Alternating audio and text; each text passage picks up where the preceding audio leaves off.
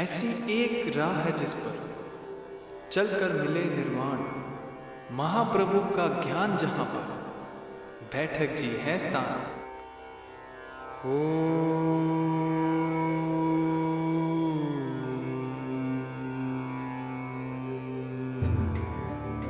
एक पिता की आंखों के सामने उसकी बेटी का पूरा घर उजड़ जाए तो ऐसे में क्या वो पिता धैर्य और आस्था कायम रख सकता है? ससुराल से जब लड़की घर में आती है तो दुख होता ही है, और लड़की जो डाइवर्स के बाद मेरे घर में आई, मेरे पेरेंट्स ने मुझे बोला कि अगर तू गलत नहीं है तो हम तुझे नहीं भेजेंगे, बिकॉज मालूम है कि तू वहाँ पे जो 5 साल रही है वहाँ पे तूने कैसे गुजारे। रमेश जी ने अपनी बेटी का साथ देने का फैसला किया और ये फैसला उन्होंने लिया हाजीपुर बैठक जी के भरोसे पर। हम लोग ने बोला उसको पैर पर खड़ा रहना जरूरी है समाज में। आफ्टर 10 इयर्स उसको पढ़ने का हमने उसको मन बना के रिक्वेस्ट किया कि तू चार्टर्ड अकाउंटेंट बन जा तो तेरा जिंदगी बन जाएगा। रूपा ने डिवोर्स के बाद अपने जीवन में आगे बढ़ने का फैसला लिया और अपनी सीए की पढ़ाई शुरू की। मेरा मानने का है कि बैठक जी के मेरा जो खुद मैं वहाँ जो यात्रा किया है उसका ही परिणाम है, ऐसा मेरा मानना है। नमस्कार। एक पिता की आंखों के सामने उसकी बेटी का पूरा घर उजड़ जाए तो ऐसे में क्या वो पिता धैर्य और आस्था कायम रख सकता है? आज विश्वास से ऊपर आस्था में देखिए जीवन संघर्ष और आस्था के पलरों में बढ़ती हाजीपुर बैठक जी के भक्त रमेश शाह की सच्ची कहानी। मुंबई के निवासी सेवानिवृत्त सिविल इंजीनियर रमेश शाह अपने परिवार के साथ नाला सुपारा में रहते हैं। रमेश जी की 3 संतानें हैं। उनके बेटे मुंबई में ही अपने परिवार के साथ रहते हैं। बड़ी बेटी बड़ौदा में रहती है और छोटी बेटी रहती है यही रमेश जी के पास। यूं तो रमेश जी का पूरा परिवार ही हाजीपुर के बैठक जी का भक्त है, लेकिन रमेश जी की आस्था देखते ही बनती है। लेकिन जीवन की परीक्षा ऐसी भी हो सकती है, ये उन्होंने शायद ही कभी सोचा हो। कुछ साल पहले की बात है, एक दिन अचानक उनकी छोटी बेटी रूपा अपने ससुराल से अपनी मायके चली आई अपनी बेटी के साथ।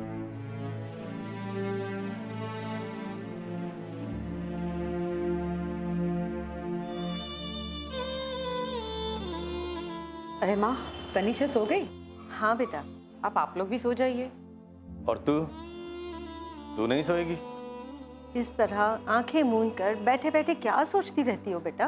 कुछ नहीं माँ, ऐसे आग लग गई थी। शक्ल देख अपनी रूपा, रो रो कर क्या हाल बना रखा है तूने। और तू मुझे ऐसे घूर कर क्यों देख रही है? अरे हमारी बेटी इस हाल में रहेगी तो मैं क्या चुप रहूंगा? तू बिल्कुल नहीं रोएगी। और क्यों रोएगी भला? माँ, 5 साल से कोशिश कर रही हूँ। ये सोचा था कि एक बार बच्चा हो जाएगा तो सब ठीक हो जाएगा, लेकिन तनीषा के पैदा होने के बाद भी कुछ नहीं बदला। आखिर सब कुछ छोड़कर आना पड़ा ना मुझे यहाँ आप लोगों के पास। तुमने कोशिश तो की थी ना बेटा। अब अगर महाप्रभु जी की यही इच्छा है तो यही सही। हाँ बेटा, तेरी माँ बिल्कुल सही कह रही है। छोड़ दे सब कुछ बैठक जी के ऊपर। हाँ पापा, कोशिश तो कर रही हूँ, लेकिन समय के साथ सब कुछ ठीक हो जाएगा बेटा। और अब हम सब है ना तुम्हारे साथ। और हाँ, सबसे बड़ी बात यह है कि महाप्रभु का आशीर्वाद है हमारे परिवार पर। अपने पति के दुर्व्यवहार से परेशान होकर रूपा रमेश जी के पास वापस चली आई थी, वो भी गोद में बच्चा लेकर। रमेश जी की पत्नी पर तो पहाड़ टूट पड़ा था। रमेश जी को भी एक पल के लिए समझ में नहीं आ रहा था कि वो क्या कदम उठाए। शादी करके जब भी लड़की दूसरे घर में जाते हैं तो उसका दूसरा जीवन ही बोल सकते हैं कि वो घर को अपना बना ले और अपने दूसरे पराये लोग भी वो लड़की को अपना के घर के मेंबर की तरह ही कंसीडर करे। बट मेरे जब भी मैंने ऐसे सोच के बहुत ख्याल हो, बिकॉज सब लड़कियां अपना एक खुद का राजकुमार वो पर्टिकुलर एज में बिलीव करती है कि हाँ मेरे भी लिए एक लड़का ऐसा आएगा। बट जैसे जैसे मैं गई वैसे वैसे मेरे सब सपने गलत होते गए।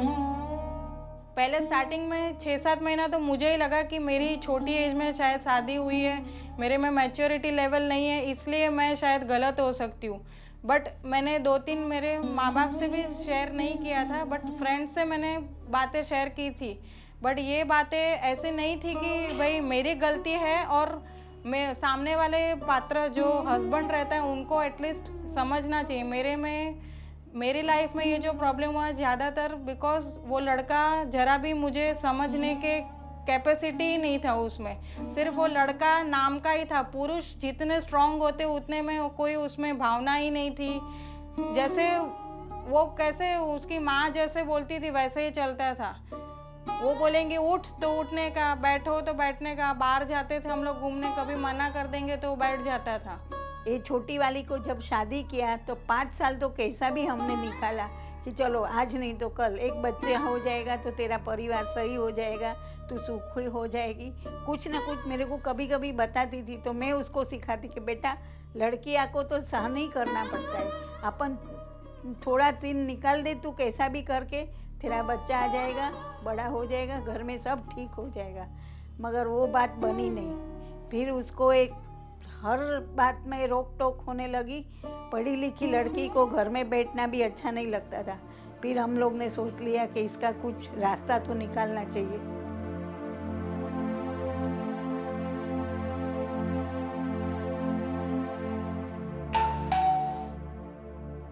आप रुकिए, मैं देखती हूँ।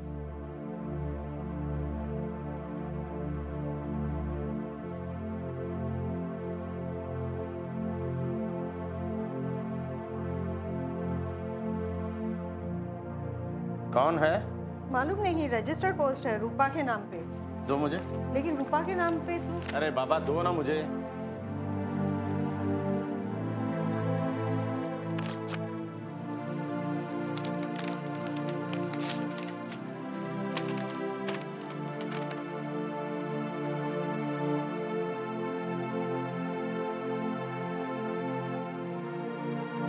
माँ, तनिषा ने आज मुझे इतना परेशान किया है ना।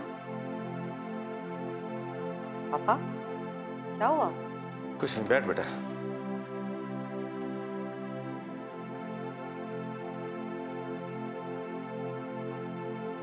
किसकी चिट्ठी है? कोई बताएगा भी मुझे? माँ, तनिषा के पापा को डिवोर्स चाहिए। ये तो होना ही था, और क्यों नहीं होगा? जो रिश्ता नाम का भी नहीं रहा उसे तो अच्छी तरह से मिटा देना ही ठीक है। तुम सोच समझ के बात किया करो, जो भी मुंह में आता है बोल देती हो। मैं सोच समझ कर ही बात कर रही हूँ। अब आप बस बैठक जी की प्रार्थना कीजिए कि ये डिवोर्स का मामला ना अच्छी तरह से निपट जाए। बस तू मेरी अच्छी बेटी है ना, बहादुर बेटी है ना रूपा। यहाँ पे मैं उनकी मर्जी से आई थी, बट उन्होंने बहुत सारे अलग अलग टॉपिक्स निकाल के मुझे बोला था कि अभी तू अपने हिसाब से ही गई है, आएगी नहीं। लीगल उन्होंने बहुत सारी कार्रवाई नोटिस मुझे भेजने लगे। तभी जनरली कोई भी माँ बाप चाहते हैं कि बेटी अपने ससुराल में ही रहे शादी के बाद।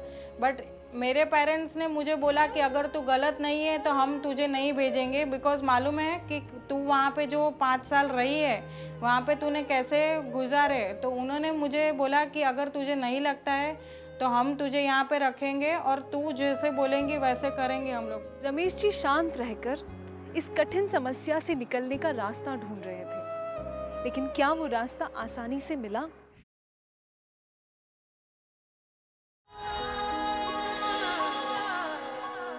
मेरी छोटी बेटी रूपा शाह, उसका 2004 में डाइवर्स हुआ था ससुराल वाले के प्रॉब्लम की वजह से। मेरे घर में आया।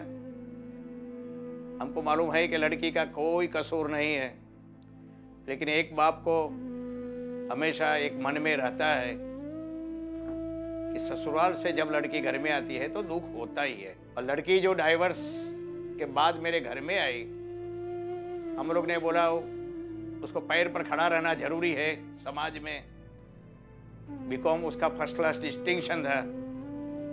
आफ्टर 10 इयर्स उसको पढ़ने का हमने उसको मन बना के रिक्वेस्ट किया कि तू चार्टर्ड अकाउंटेंट बन जा तो तेरा जिंदगी बन जाएगा। डिवोर्स केसेस को सुलझने में अक्सर काफी वक्त लग जाता है, लेकिन बिना कोई दिक्कत के ही रूपा को डिवोर्स मिल गया। रमेश जी इसे बैठक जी की ही देन मानते हैं।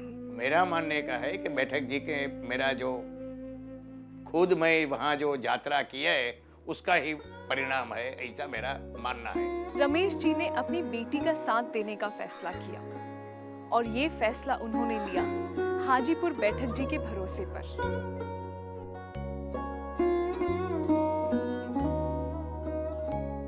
बिहार के हाजीपुर में है श्री महाप्रभु की बैठक जी। महाप्रभु एक महान वैष्णव संत थे जिन्होंने अपने 52 वर्ष के जीवन में 84 स्थानों पर भगवत ज्ञान के प्रवचन के लिए ठहरे। जहां जहां महाप्रभु के चरण पड़े वहां वहां भक्तों ने कृष्णा मंदिर बना दिए, जिन्हें बैठक जी कहा जाता है। 84 स्थानों के हिसाब से भारतवर्ष में है 84 बैठक जी, जिनमें से हाजीपुर में एक है। महाप्रभु ने भक्तों को अपने प्रवचन से सही जीवन जीने का रास्ता दिखाया, पुष्टि मार्ग दिखाया।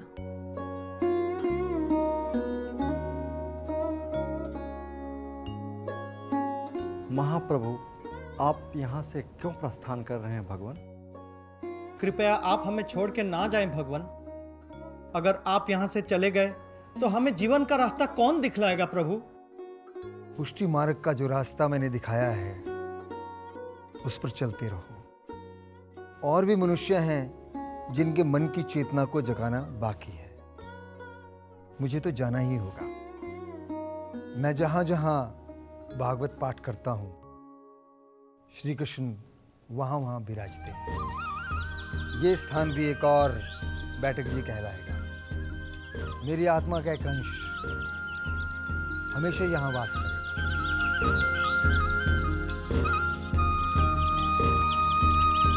कृष्ण के उपासक, कृष्ण को मानने वाले लोग यहाँ आते हैं और मनोकामनाएं उनकी पूर्ण होती हैं। बल्लवाचार्य जी के वचनामृत में इतनी शक्ति थी कि लोग आकर के और उनके चरण सेवा करते हैं और झाड़ी भरते हैं, और बहुत सारे वैष्णव ऐसे हैं जिनकी मनोकामनाएं पूर्ण होती है। रूपा ने डिवोर्स के बाद अपने जीवन में आगे बढ़ने का फैसला लिया और अपनी सीए की पढ़ाई शुरू की। रमेश जी के मन में आस्था तो थी, लेकिन वो अपनी बेटी और नाथिन के भविष्य को लेकर फिक्रमंद थे। महाप्रभु जी के आशीर्वाद से सब कुछ आसानी से हो गया। हाँ माँ, म्यूचुअली डिवोर्स हो गया। ये बहुत बड़ी बात है। सच कहा। लेकिन माँ, मैं अब सोच रही हूँ कि मुझे नौकरी करनी पड़ेगी। सोच रही थी कॉल सेंटर के लिए अप्लाई कर दूँ। नहीं, तू कॉल सेंटर में नौकरी नहीं करेगी। माँ, मैं ये नहीं कह रही कि मुझे कॉल सेंटर में ही काम करना है। दूसरी जगहों पर भी अप्लाई करूँगी। नहीं, अभी तो नौकरी नहीं करेगी। नौकरी नहीं करूँगी? हाँ, अब तू सीए की एग्जाम के लिए अप्लाई करेगी। क्या? हाँ। 10 साल हुए मुझे पढ़ाई छोड़े माँ, और आप सीए के लिए अप्लाई करने के लिए कह रही हैं? हाँ, तू करेगी और पहली बार ही पास हो जाएगी बैठक जी की आशीर्वाद से, देख लेना। इम्पॉसिबल माँ, ये सब नहीं हो सकता। और तनीषा भी तो है, कितनी छोटी है वो। तनीषा के लिए तू क्यों सोचती है? उसकी नानी बैठी है ना उसका ख्याल करने। लेकिन माँ। लेकिन कुछ नहीं। अब तू पढ़ेगी और मैं भी पढ़ूंगी। आप? हाँ, बैठक जी की जो 12 एग्जाम्स है ना, उसकी तैयारी मैं करूंगी और माँ बेटी दोनों साथ में पढ़ेंगे। ये डील कैसी है? हाँ माँ। मैं उसको पहले तो शुरू में वो पोस्ट का काम करती थी, LIC का। मैं बोली ये सब काम करने में कितना टाइम, क्या मिलेगा तेरे को? और हर घर में तू जाएगी, कितने बार जाएगी? LIC को 1 बार लेगा, 2 बार लेगा, फिर क्या होएगा?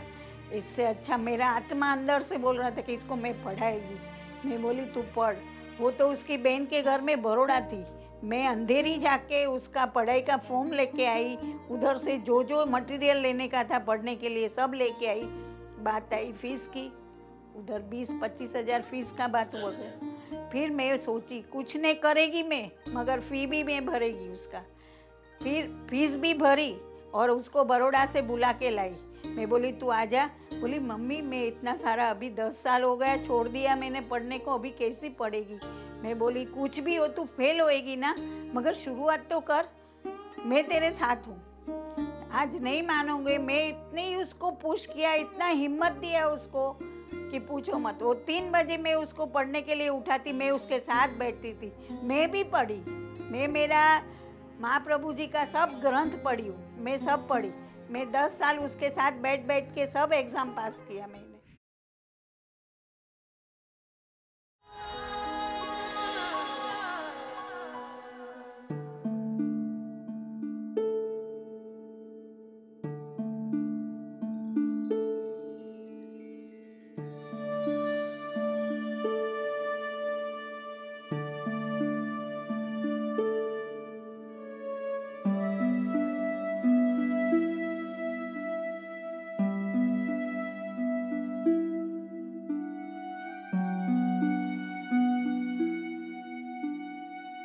आप शॉल वॉल क्यों नहीं ले रहे थे? ठंड लग जाएगी। अरे मेरे वैसे ही पसीने छूट रहे हैं, तुम्हें पता तो है आज रूपा का रिजल्ट है, पता नहीं क्या होने वाला है। सब ठीक होगा। माँ, क्या? पापा, मैंने सीए क्लियर कर लिया। सच? अरे वाह, वेरी नाइस। 10 साल के बाद इसने पढ़ाई शुरू की और पहले ही अटेम्प्ट में सीए जैसा एग्जाम क्लियर। वेरी गुड बेटा, God bless you, God bless मुझे यू। तो पता ही था, जब माँ ने क्लियर कर दी एग्जाम तो बेटी को तो करनी है। सब महाप्रभु जी की कृपा है, मेरा तो जीवन ही धन्य हो गया। रोने दो रूपा, खुशी के आंसू हैं। मेरा लड़की, छोटी लड़की चार्टर्ड अकाउंटेंट में जब उसने अभ्यास चालू किया, मेरे को भी पता था सिविल इंजीनियर होने के वास्ते उसका परिणाम फक्त 3% से 4% रिजल्ट आता है, उसमें से निकलने का बहुत मुश्किल है। लेकिन वो मुश्किल समय निकलने के बाद जो परिणाम शुभ में आते हैं, प्लस में आते हैं, उसका जिंदगी बन जाता है। स्वाभाविक है, जब मात्र यात्रा में हम जाते हैं परिवार भी याद आता है, और एक न मांगने का तो भी भीख मांग लेते हैं कि भगवान मेरा लड़की को सुख दे दो, उसको परिणाम शुभ दे दो। और ईश्वर की दया से चार्टर्ड अकाउंटेंट बन गई, मेरा जीवन धन्य बन गया। लो जी, पहुंच गए आप अपने घर। अरे मम्मी पापा, आप लोग आ गए? हाँ। दर्शन कैसे हुए? बहुत अच्छे से हुए दर्शन। हाजीपुर के बैठक जी बहुत ही सुंदर है। वाह। जब हम पहले वहां स्टेशन पे पहुंचे तो कोई सवारी ही नहीं मिली। फिर बहुत देर के बाद एक टांगे वाला आया और उसने पूछा कि कहाँ जाना है जी। और उसे भी नहीं पता था कि बैठक जी कहाँ पे हैं, फिर भी वो हमें लेके चला। अच्छा। मगर बेटा, वहां पहुंचते पहुंचते शाम हो गई, लेकिन जब हम वहां पहुंचे पुजारी जी ने मंदिर का द्वार खोला ना, तो इतने अच्छे दर्शन हुए कि पूछो मत। और तुम्हारे पापा ने तो मंदिर का द्वार डोनेट करने का विचार किया है। सच? हाँ बेटा, महाप्रभु जी ने जीवन में हमें बहुत कुछ दिया है। अगर हम मंदिर के लिए कुछ दान कर पाए तो हमारा जीवन धन्य हो जाए। तो आज महाप्रभु जी की कृपा से ठाकुर जी ने हमको सबसे आगे ला दिया। उसको जब पढ़ के वो पास हो गई तो मेरे में इतनी हिम्मत आ गई कि नहीं, अभी उसकी जिंदगी बन गई। रूपा पूरी तरह से टूट जाने के बाद फिर उठ खड़ी हुई, सीए बनी। रमेश जी ने श्री महाप्रभु को कृतज्ञता जताते हुए हाजीपुर बैठक जी का मुख्य द्वार बनवाया। महाप्रभु जी की वजह से हम आज बहुत खुश है। मेरा 70 उम्र में आज तक मैं डॉक्टर के पास गया नहीं हूँ। मेरा तबीयत बहुत अच्छा है, मन से मैं बहुत समृद्ध हूँ। आज मेरे को कोई तकलीफ नहीं, मानसिक एकदम मैं समृद्ध हूँ। और दिन का मैं 4 किलोमीटर चलता हूँ। मेरा वाइफ इंदिरा बहन बहुत धार्मिक है, तबीयत उसका अच्छा है। मेरा एक एक कार्य में 100% सहकार देती है। हमारा परिवार एकदम आनंदित है। श्री महाप्रभु की दिखाई गई राह पर चलने से जीवन यूं आसान बन सकता है। रमेश जी उसके जीते जागते उदाहरण हैं। लेकिन ऐसा कैसे हो सकता है? ये तो आस्था की बात है। मानो तो चमत्कार, न मानो तो कुछ भी नहीं। आज बस इतना ही, फिर मिलेंगे। नमस्कार।